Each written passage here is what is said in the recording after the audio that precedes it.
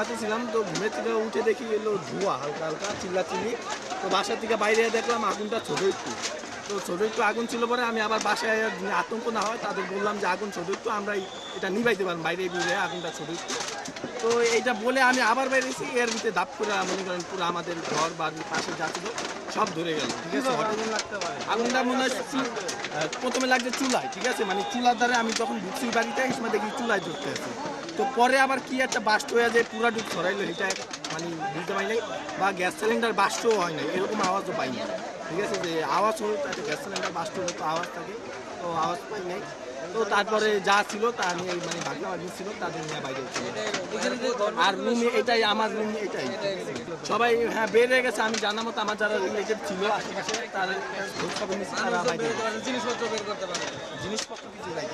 12টা 20-এ ভাত খেয়ে শুয়েছি, এর মধ্যে কারেন্টটা গেল। আমি তো এই টাইমে তো কারেন্ট যায় না, পরে মোবাইলে লাইট জ্বলেছে, জ্বলানোর পর থেকে পিছনে শব্দ হইলো, মানে 2 রুমের পরের রুম, 2 রুম যখন পুরো আমার দরজার পর্দাতে আসে আগুন লাগছে, ওই সময় আমি উঠে পড়ছি। উঠে মানে ঘুরতেছি কোন দিতে পারবো, সব দিয়ে আগুন ঘিরা উঠেছে। পরে পিছনকার টিন পাতলা ভাঙ্গিয়া দেখে লুকে পাবলিকে ভাঙতেছে, মানে লিবানোর জন্য আগুন। ওই ভাঙ্গাতে আমি বাড়াই আছি, পরে আমি অজ্ঞান হয়ে গেছি। আগুন লাগছে সিলিন্ডার বাস্ট হয়ে, সিলিন্ডার বাস্ট ওই পিছনে হোটেল ছিল, ওই জায়গা থেকে আগুন লাগছে। আপনি বাস্টার শব্দ পাইছিলেন? হ্যাঁ, শব্দ পাওয়া গেছে। আগুন নিয়ন্ত্রণে 10টা ইউনিট মধ্যে ভিতরে কাজ করতেছে, 2টা স্ট্যান্ড বাই, মোট 12টা ইউনিট। হ্যাঁ,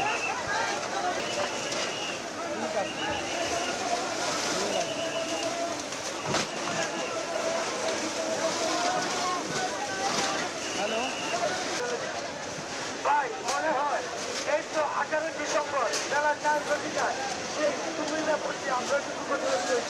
অগ্নিকাণ্ড সংঘটিত হয়েছে 12টা 44 সংবাদ আমরা পেয়েছি ফায়ার সার্ভিস সিভিল ডিফেন্স কেন্দ্রীয় নিয়ন্ত্রণ কক্ষ ঢাকায়।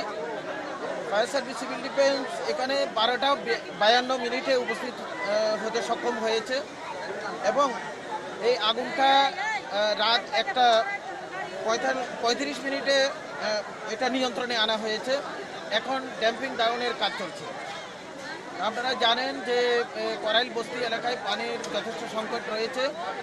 এখানে আমাদের মোট 8টা পানিবাহী গাড়ি সহ অগ্নি নির্বাপন গাড়ি এখানে এসেছে এবং 8টা গাড়ি কাজ করেছে। এছাড়াও আরও 2টা গাড়ি রিজার্ভ রাখা হয়েছে।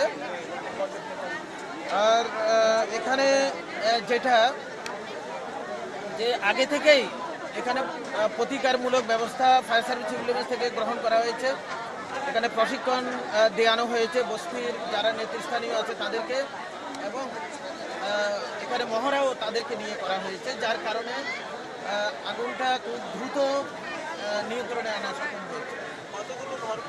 আর যেহেতু গভীর রাত্রে ছিল সেহেতু রাস্তাও কিছুটা ফ্রি ছিল, সঠিক সময় ফায়ার সার্ভিস সিভিল ডিফেন্স এখানে আসতে। আমাদের ড্যাম্পিং ডাউনের কাজ চলছে। ক্ষয়ক্ষতি এবং কারণ সম্পর্কে আমরা অগ্নি নির্বাপনের পরে তদন্ত করে আমরা বলতে পারবো।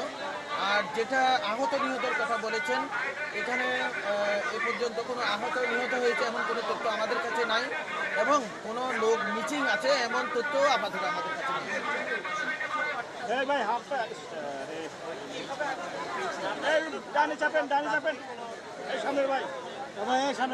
আগুনটা এখনো ড্যাম্পিং ডাউনের কাজ চলছে। তো আমরা আগুনটা সম্পূর্ণভাবে নির্বাপন শেষে একটা প্রাইমারি আমরা তদন্ত করব। তদন্তের পরে আমরা বলতে পারবো সোর্স অফ ফায়ার এবং